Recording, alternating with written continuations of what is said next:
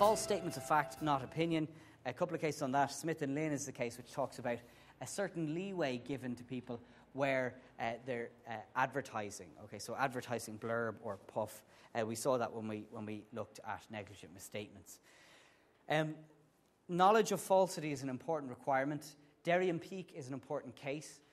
Derry and Peake is a very important case because it preceded or predated an old case that predated Headley Byrne. So do you remember Headley Byrne came about and created liability for negligent misstatements? It did so in the kind of early part of the 19th century. And in that case, the judges relied upon or referred to Derry and Peake.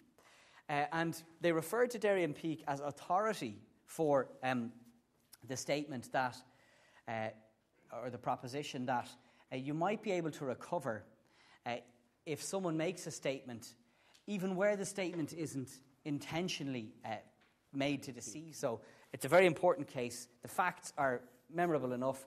A company produced a prospectus, and in the prospectus they said that the company was authorised to propel carriages or trains by steam and by other mechanical means.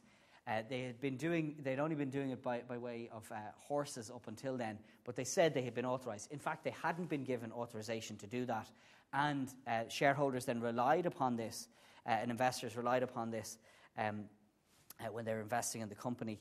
And the plaintiff himself bought shares in the company, thinking that they could propel carriages by steam and by other mechanical means. Likewise, plaintiff, in relation to liability for fire, a lot of it is governed by negligence, but there are certain pockets of it that are governed by legislation, and we'll look at that legislation now. Essentially, the old law used to be that you were strictly liable if a fire was caused and it spread to adjoining premises. That then was tempered by the Accidental Fires Act of 1943.